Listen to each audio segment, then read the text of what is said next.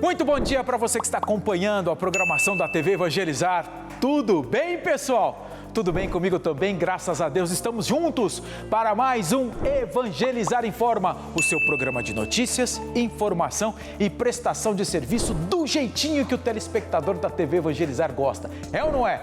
Daqui de Curitiba, sede da Rede Evangelizar de Comunicação, falamos para o Brasil inteiro no nosso sinal via satélite, mais de 1.300 cidades que recebem também o nosso sinal HD, que é bonito, uma barbaridade, e no Facebook, onde a gente interaja, a gente conversa e hoje nós vamos papear muito.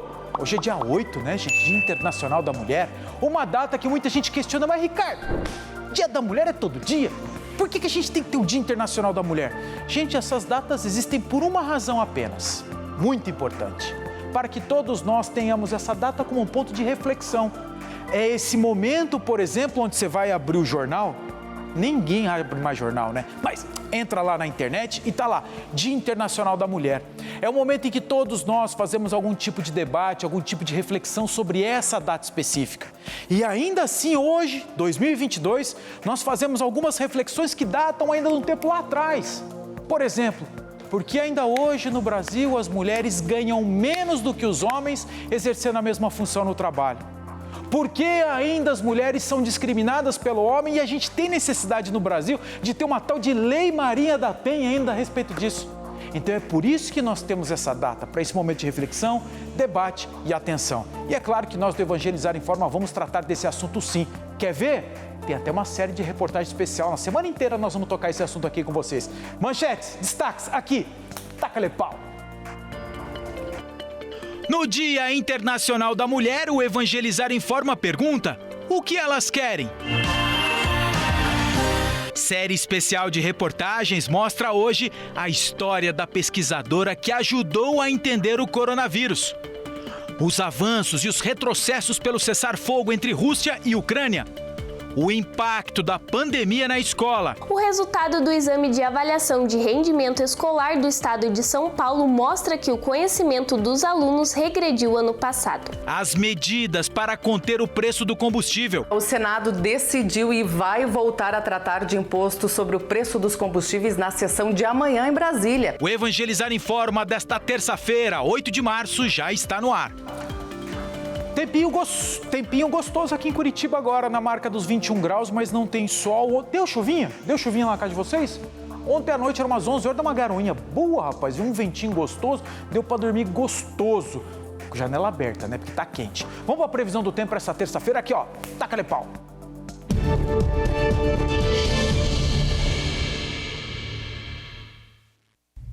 Nesta terça-feira, as instabilidades ainda vão seguir concentradas sobre grande parte do país, mas, por outro lado, o tempo volta a ficar firme sobre áreas do centro e sul gaúcho. O risco de temporais vai aumentar, principalmente a partir da tarde, em Curitiba, Florianópolis e também sobre áreas do norte do Rio Grande do Sul. Mas no sudeste do Brasil, sol, bastante calor e pancadas típicas de verão, mas que podem vir com moderada a forte intensidade em São Paulo, na Grande Belo Horizonte e por todo o oeste mineiro. O risco para temporais ainda segue bastante elevado e tem condições para chuva volumosa e frequente por todo o norte do Brasil. Tem risco para temporais também em áreas do norte do Maranhão, Piauí e também sobre o litoral do Ceará, o que vai incluir a região da capital Fortaleza. Na costa leste do Nordeste e em Salvador, sol, calor e pancadas de chuva com moderada a forte intensidade, principalmente a partir da tarde.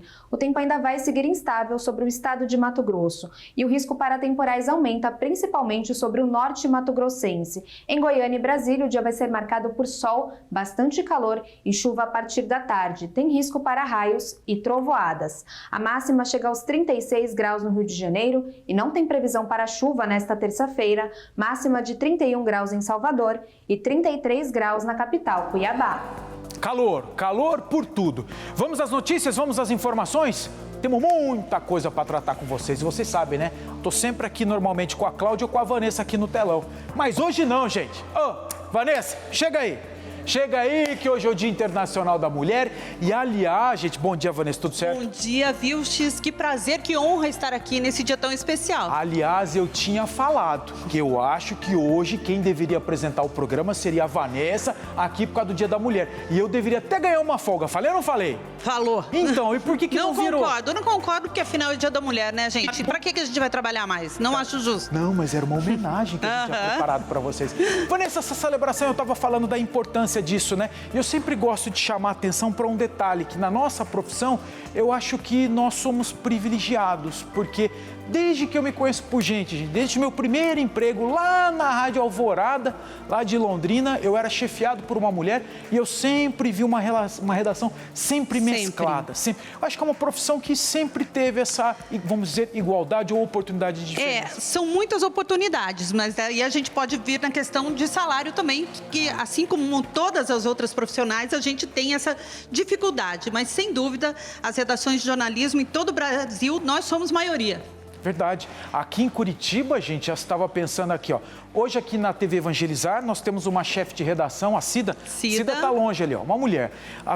Tem outras 3 grandes emissoras. As 3 grandes emissoras, o SBT e a Record, ela tem mulheres também na chefia. Sim, impressionante. somos mulheres. Mas vamos falar de outras questões, porque olha o que nós estamos falando. Nós estamos falando de mercado de trabalho. Nesse momento a gente esquece a mãe, né? A gente esquece a mulher, a gente fala muito da mulher empreendedora, aquela mulher que está trabalhando. A gente estava conversando ali no estúdio, fora aqui dos camarins, como a coisa mudou, como essa relação homem-mulher mudou. Porque nós somos do tempo, nós somos criados por mulheres que tinham aquela função primordial de serem apenas mães. De cuidar dos filhos, exatamente, Ricardo. E hoje isso mudou de que maneira? As mulheres são profissionais, mas continuam sendo mães, donas de casa. Então, realmente, aquela de ter 3 turnos... Acabou. As mulheres acontecem de ter, realmente, elas têm que trabalhar, empreender, cuidar dos filhos, né? E fazer ginástica no final do dia ainda. Então, realmente... E o que você preparou junto com a nossa equipe aí para nós lembrarmos essas datas? Olha só, nós vamos começar hoje, eu estou tendo a honra de estar aqui para chamar a série de reportagens que vocês vão acompanhar essa semana no Evangelizar Informa sobre as mulheres. E nós vamos começar, a gente falou tanto de ciência nos últimos anos, né, Ricardo? A importância da ciência. E olha que orgulho para nós brasileiras. Nós temos a doutora Esther Sabino, que ela é a chefe, né, da equipe que fez o sequenciamento do coronavírus em apenas 2 dias, Ricardo. Então, é uma história maravilhosa. Isso é importante detalhar, gente, porque esse sequenciamento, ele serviu, por exemplo, para que a vacina contra a Covid fosse realizada. Exato. Enquanto outros países, esse tipo de trabalho, com muito mais dinheiro, equipamento e muito mais gente, foi levado, em média, 20 dias, aqui no Brasil, 48 horas. Gente, foi em 2 dias. E a gente vai conhecer melhor a história da doutora Esther agora. Acompanhe.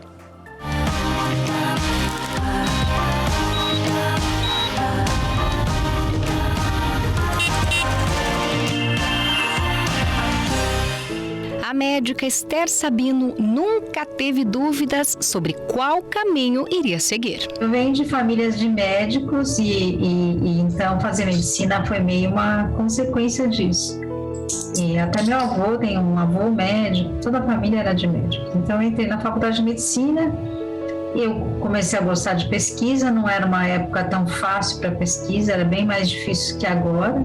E a área da pesquisa realmente ganhou o coração da médica. Foi na década de 80, durante a epidemia de AIDS. Eu comecei a fazer pesquisa no Instituto Adolfo Lutz. Foi aí que eu comecei a trabalhar mais com vírus emergentes. Na época era uma grande epidemia, eu recebi bolsa para estudar nos Estados Unidos. Então, quando eu voltei, eu também comecei a trabalhar na Fundação ProSangue e a pesquisa que eu fazia era nisso. Como é que a gente detecta para que isso que aconteceu com a HIV não acontecesse de novo, de você ter outros vírus no sangue e transmitissem para os receptores. Então, todo esse período e ainda até hoje eu trabalho com segurança transfusional, que é a busca de você ter certeza que o sangue não está transmitindo nenhuma doença. Além do vírus HIV, Esther também trabalhou em outros estudos reconhecidos internacionalmente.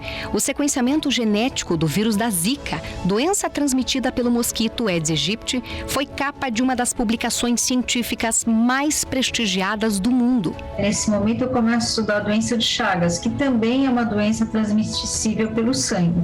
Quando eu estava no Instituto de Medicina Tropical, começou a epidemia de Zika, né, que foi uma epidemia importante, que as pessoas então se reorganizaram para trabalhar em epidemias. Então nós começamos a organizar e trabalhar com esse grupo da Inglaterra, no desenvolvimento de projetos para resposta à epidemia. Mas mesmo com tantos desafios na carreira, a Esther ainda iria enfrentar mais um, o novo coronavírus. Enquanto trabalhava na resposta a uma possível epidemia de dengue no Brasil, o primeiro caso de Covid-19 foi anunciado no país. Mas a equipe dela estava preparada e fez o sequenciamento genético do vírus em tempo recorde, apenas 2 dias. Na verdade, desde que começou a epidemia em janeiro, que nós ficamos sabendo aqui no Brasil, a gente já comprou os reagentes que seriam necessários. A gente estava em colaboração com a Universidade de Oxford, trabalhando isso, porque a Inglaterra já estava tendo os casos, eles já estavam montando a técnica. A primeira sequência que foi feita na China, né, logo que eles descobriram o novo agente, foi super importante, porque tão logo eles depositaram a sequência, as pessoas já começaram a fazer a vacina. Depois você precisa continuar sequenciando para entender as diferenças. E hoje ciência é feita assim, por muitas pessoas. O estudo foi publicado na revista americana Science e a imunologista passou a ser uma das referências no rastreamento genômico do coronavírus. Mas tanto o reconhecimento também acendeu um debate sobre a representatividade feminina na área. Hoje, menos de 1/3 dos pesquisadores do mundo são mulheres e só 3% dos prêmios Nobel de Ciência foram vencidos por elas. O que falta é representação em cargos mais elevados, e é essa a importância agora que os recursos também sejam dados na mesma proporção para homens e mulheres e que elas também estejam representadas nos vários conselhos superiores da ciência. Acho que é isso que é importante agora. E com tantas conquistas no currículo, você pensa que ela quer parar por aqui? Claro que não. A Esther ainda quer muito mais. E não só para ela. Na área de pesquisa tem muitas coisas que eu gostaria de trabalhar. Eu acho que o Brasil falta várias tecnologias. A gente precisa entrar na área tecnológica aqui no Brasil, produzir mais. Então, as próximas linhas de pesquisa que eu vou fazer vai ser muito voltada a isso. Baratear os testes diagnósticos e também trabalhar com essa linha de saúde pública. Eu acho que as mulheres têm que continuar batalhando, buscar os seus caminhos, manter, se elas tiverem dificuldade, pensar em outras mulheres para perguntar. Eu acho que esse apoio entre as mulheres que pode facilitar o crescimento profissional.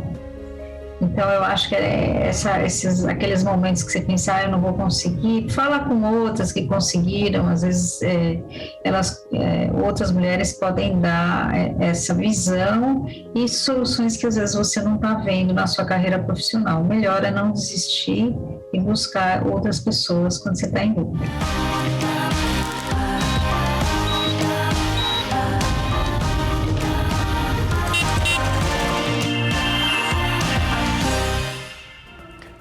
Enquanto a reportagem estava no ar, a Vanessa estava me lembrando de um outro fato aqui envolvendo a equipe que nós mostramos aqui nessa reportagem, que era... Exatamente, não sei se vocês em casa vão lembrar da Jaqueline Góes, ela faz parte da equipe da doutora Esther e ela se transformou numa boneca. Na verdade, a Mattel, a empresa que fabrica uma boneca muito famosa, né? Ela ganhou um modelo de boneca. A Jaqueline é uma mulher negra, olha só. Veja a importância dessa representatividade, Ricardo, né? Num tempo que é tão difícil achar, às vezes, uma boneca que represente uma criança negra. Olha que coisa linda, né? E mais uma honra, né? Parabéns novamente para a doutora Esther, para a Jaqueline, para toda a equipe que faz parte desse trabalho tão importante para a ciência, não é? Para nós todos. E até para a autoestima do brasileiro isso é importante. Muito importante. Importantíssimo, muito importante. Gente, porque a gente tem aquela coisa, aquela síndrome de cachorro, o cachorro sem dono, o vira-lata. Então, isso é importante para todos nós também sabermos que aqui a gente tem gente que pensa, gente que trabalha e gente muito importante para a sociedade, para a humanidade, sim. Exatamente. Deixa eu repercutir aqui com o pessoal, afinal de contas, vocês sabem que Gente, a maioria absoluta das pessoas que mandam mensagem aqui é de mulheres que participam do programa. Mas, ó, a Maria Helena, só que é o seguinte, a Cidinha também, meu cumprimento especial hoje para as mulheres guerreiras, a Ana Paula também, a todas as mulheres, parabéns a todas as mulheres. E ela tá lembrando que hoje é aniversário do filhinho dela, o Henrique Barbosa, de 16 anos. Beijão, Ana Paula. A Maria Helena mandando um recado, a Célia Trindade, só que também tem seu Benedito, o seu Altamiro também parabenizando todas as mulheres, também a Maria Esperandil, a Maria Helena e o seu Almir Machado também de Criciúma, dando um feliz Dia das Mulheres. A Carmen, a Maria Luzia, todo mundo participando aqui. Maravilha. O que nós vamos chamar agora? Vou deixar você chamar a próxima. A gente estava falando então da doutora Esther, maravilhosa, né? Resultado de muito estudo também, o trabalho dela. Só que agora a gente vai mostrar o outro lado, que não é tão bom assim. É uma pesquisa que mostra que, infelizmente, nossos estudantes, um teste está demonstrando que eles estão bem defasados, né? Depois a gente vai comentar mais. E quanto tempo nós falamos isso, gente? Esperem, nós vamos ver, nós vamos contar exatamente o impacto que essa história de pandemia, aula pela internet, aula sem professor, o que vai provocar isso na nossa sociedade, nessa geração. A Andressa tem esse material. Exatamente, a Andressa tem mais informações e nós vamos conferir agora. Bom dia, Andressa. Bom dia, Vilches. Bom dia para você que nos acompanha. O que já era ruim conseguiu ficar ainda pior. O resultado do exame de avaliação de rendimento escolar do estado de São Paulo mostra que o conhecimento dos alunos regrediu ano passado. O percentual assustou os educadores. 96% dos alunos que concluíram o ensino médio saíram do terceiro ano sem saber o básico. São habilidades essenciais para a formação do aluno que não fazem mais parte do conhecimento desses alunos. Entre os pontos indicados pelos pesquisadores está a interpretação de dados estatísticos. Os alunos que agora estão aptos a fazer um vestibular e entrar numa faculdade foram reprovados nesse tipo de prova. Pior, essa geração foi reprovada também em cálculos de primeiro grau. É quando o estudante é desafiado a encontrar um valor desconhecido numa conta simples representada por X ou Y.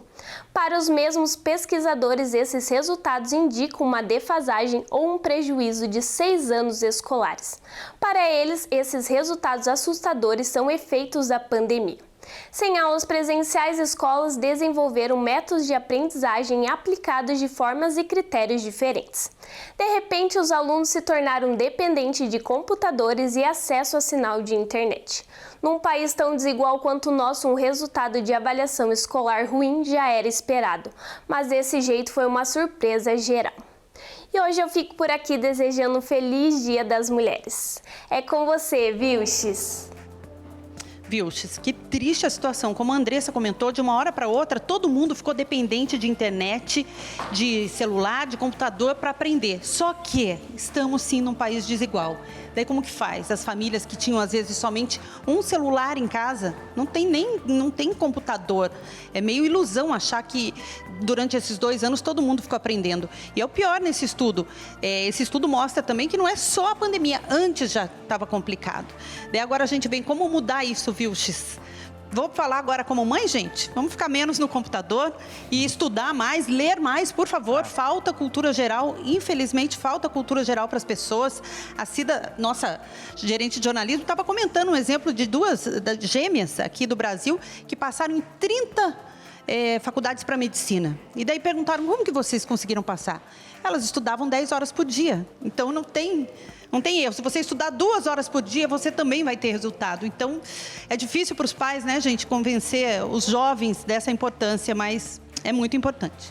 Fazer o seguinte, agora o Evangelizar em Forma vai fazer o intervalo. Mas já, gente, rapidinho. É só para dar um tempo da gente experimentar o cafezinho, que eu acho que sai, hein? Hoje foi o Pelé que fez, Pelé? Vamos ver como é que vai ser. Na volta, nós vamos lá para a Europa, gente, atualizar as informações sobre aqueles acordos de cessar-fogo. Teve mais uma tentativa e a gente traz as informações depois do intervalo comercial. Sai daí não, rapidinho.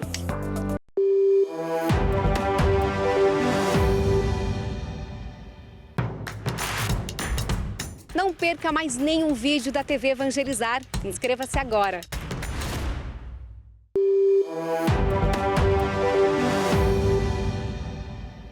Evangelizar em Forma de volta, faltando 15 minutinhos para as 9 horas da manhã. E, gente, vamos imagens ao vivo lá de Kiev, na Europa, capital da Ucrânia. São essas imagens que nós estamos mostrando para vocês agora no telão. Repare aqui que no canto inferior esquerdo nós temos uma imagem bonita da Praça da Independência. Bonita essa praça. No alto nós temos ali a catedral, do lado direito nós já vemos um movimento de carros, cheio de carros parados no meio de uma estrada, de uma avenida. E essa ela talvez, que travou agora, talvez a imagem mais importante aqui, ó, no cantinho direito, do seu lado direito. Essa imagem aqui, ó. Isso aqui, gente, ó, Border Cross, esse aqui é imagens de fronteira, que nós estamos vendo já uma fila de carros e também de pessoas na calçada, de refugiados prontinhos para deixar Kiev, a capital da Ucrânia, que neste momento está sendo cercada e já foi bombardeado pelas tropas russas. Vamos lá para a Europa? O Jusinei está com a gente, tem informações, afinal de contas, ontem teve a terceira rodada de negociações para um cessar-fogo entre ucranianos e russos. E o resultado, seu Jusinei, bom dia. Bom dia, Ricardo. Bom dia a você, bom dia a todos. Olha, o resultado foi um avanço no que diz respeito à organização dos corredores humanitários. Ontem, quando nós conversamos ao vivo aqui, noticiamos o fracasso dessas tentativas no final de semana, que resultaram, inclusive, na morte de 3 pessoas de uma mesma família. A diplomacia ucraniana foi para esse novo encontro para deixar mais clara a forma de organização desses corredores humanitários para dar a devida segurança para os civis que estão tentando deixar o país. E mencionou logo depois dessa reunião que houve uma pequena, mas positiva melhora nessa organização. Tanto que hoje, pela manhã, a gente já teve um efeito direto dessa reunião que aconteceu ontem, que foi a saída de um primeiro comboio de ucranianos da cidade de Sumi na manhã dessa terça-feira. Foi a abertura de um primeiro corredor humanitário garantido pelo exército russo, no sentido de destinar essas pessoas para território ucraniano, porque a primeira proposta apresentada pelo exército russo por Moscou foi da criação de corredores que levavam diretamente às cidades russas, e isso foi considerado, inclusive, imoral ontem pela diplomacia ucraniana. Esse primeiro comboio, saindo aí da cidade de Sumi, tem como destino Poltava, que fica na região central da Ucrânia. E além de Sumi, como você mesmo antecipou aí, o Ministério da Defesa da Rússia diz também que abriu corredores humanitários em outras cidades. Kiev, a capital, que hoje vive uma situação bastante limite. Temos também Serihiv, Kharkiv e Mariupol, que estão entre as cidades mais afetadas por esses conflitos. Os russos informaram que interromperam os ataques nessas regiões a partir das 9 horas pelo horário local, 4 horas aqui no Brasil. E a gente ainda fica na expectativa sobre o que vai acontecer depois dessa terceira rodada de negociações, Ricardo, porque a garantia da criação de corredores humanitários não foi, evidentemente, o único assunto de destaque nessa reunião. Os ucranianos insistem no cessar-fogo, mas os russos acabaram sendo mais explícitos e exigentes nas suas demandas. Eles apresentaram aí 4 pontos que a gente destaca. O primeiro deles, o fim das ações militares na Ucrânia. O segundo, o reconhecimento da Crimeia, aquele território que fica mais abaixo da Ucrânia no mapa, mais ao sul, como território russo. O terceiro seria o reconhecimento das repúblicas separatistas de Donetsk e Lugansk como territórios independentes. E o último aí, uma mudança na Constituição em prol da neutralidade, ou seja, uma garantia constitucional de que a Ucrânia não faria parte de nenhuma aliança. Um discurso que se afasta muito, né, Ricardo, pelo que a gente viu aí nos últimos pronunciamentos, da realidade, porque o próprio chanceler da Ucrânia, o Dmytro Kuleba, disse que existe aí um movimento muito importante no sentido de um eventual ingresso da Ucrânia na União Europeia. Essa foi uma solicitação explícita e pública do presidente ucraniano, Volodymyr Zelensky, e a União Europeia se abriu para essa possibilidade. Você sabe que esse não é um processo simples, né, Ricardo? Para fazer parte do bloco europeu, existe a necessidade do cumprimento de uma série de exigências, mas a Ucrânia vive uma situação absolutamente particular, então é possível que nas próximas semanas a gente tenha aí a evolução desse quadro. Vamos fazer o seguinte agora. Deixa eu trazer a Patrícia, que tem um recado especial para você e você que está preocupado em manter a forma. Bom dia, Patrícia!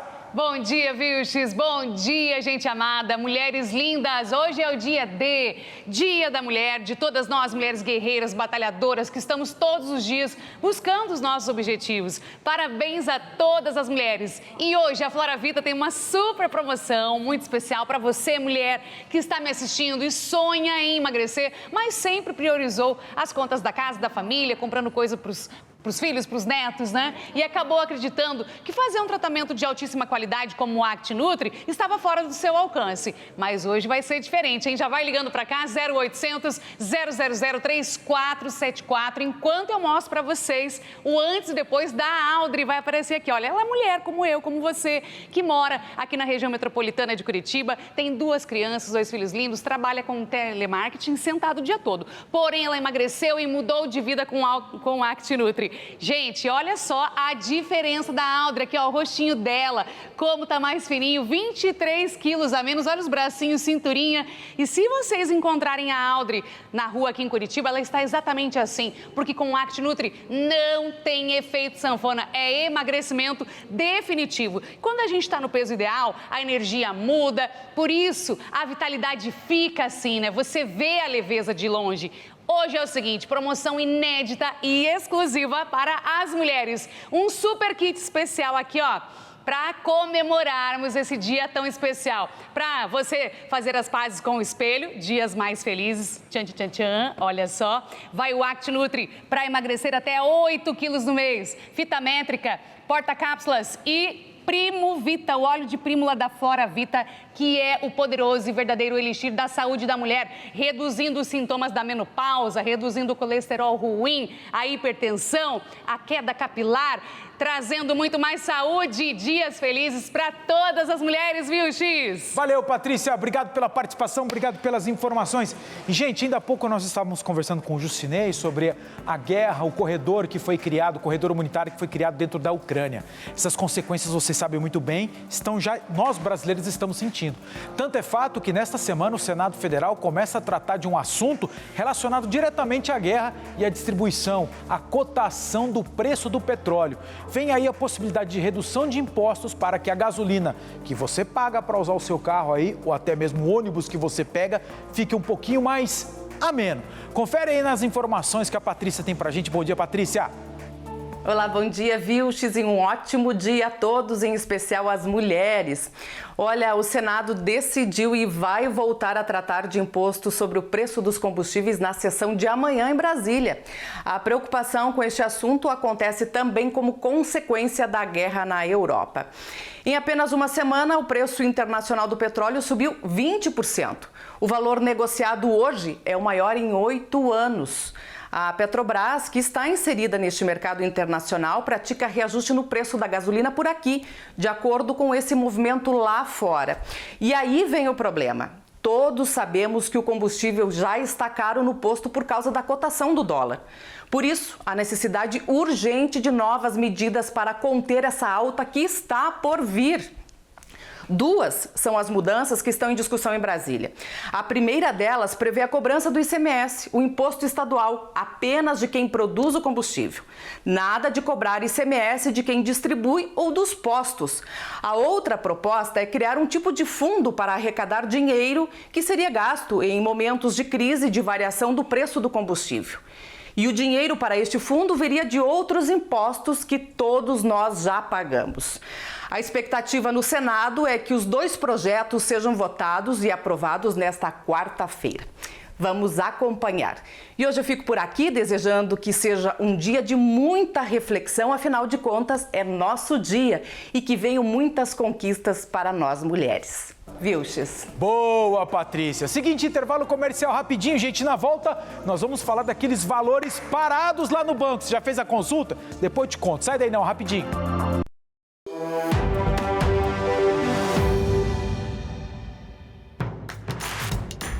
Não perca mais nenhum vídeo da TV Evangelizar. Inscreva-se agora.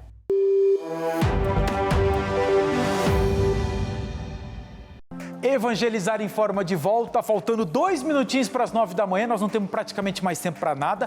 Aí depois ficam falando que eu fico falando bastante, mas a Vanessa fala um monte também. Mas deixa eu só dar um lembrete bem importante para você aí de casa que estava naquela expectativa do valores a receber. Lembra que nós mencionamos todo o para e passo, como é que funciona, o passo a passo? A consulta para recebimento já pode ser feita desde ontem. Só que o que está acontecendo, Vanessa? Tem muita gente que achava que ia trocar de carro, como foi manchete, está sendo manchete agora, e está recebendo lá R$1,50. R$2, não dá para criar muita expectativa, né, viu? Fica aí o alerta, gente, não vai resolver nossos problemas. Exato, nós sempre falávamos assim, a média de pagamento está por volta de R$420, média. Mas tem gente que vai receber 50 centavos, R$1, R$2. É assim, gente, não crie expectativa, por favor. Não façam dívidas antes. É terrível quando a gente cria esse tipo de expectativa. Já deu, Vanessa? Já deu tempo. Eu queria aproveitar esses últimos minutos para dar novamente parabéns para as mulheres, todas as mulheres, viu? Dona de casa, para você que está nos assistindo agora, né, que cuida dos filhos. Esse não é um trabalho menor, absolutamente, dá muito trabalho cuidar dos filhos, né, responsável pela educação. Mas feliz Dia da Mulher para todas vocês que nos assistem aqui na TV Evangelizar, toda a programação. Gostou? Adorei. Ela tá nervosa, gente, a mão dela tá gelada, gente. Não tô não. E o Vilches vai fazer surpresa para a esposa dele, veja aqui, querido. Vou? Né? Vai. Quando? Acho que vai, é Dia da Mulher, né? É o mínimo que a gente espera, não é? Nossa, você me põe em cada barca furada. Por favor, é o mínimo que se espera. Do céu. Deixa eu chamar já a próxima atração, você vai arrumar confusão pro meu lado. Você sabe, eu não vou nem falar, Mas deixa eu achar, o que vai vir colado agora com a gente? Agora nós temos um programa que... Com a palavra. Exatamente. Então é o seguinte, gente, o Evangelizar em forma especial desse dia da Mulher termina aqui, vem agora o programa com a palavra, mas eu lembro, amanhã tem série especial, tá? Sim. Amanhã a Fabi volta junto com o Ivan. Mais uma história, mais uma inspiração para as mulheres. Bons exemplos que a gente sempre traz aqui para vocês, tá bom? Uma abençoada terça-feira a todas vocês e a todos vocês e até amanhã, se Deus quiser. Fomos! Tchau! Tchau!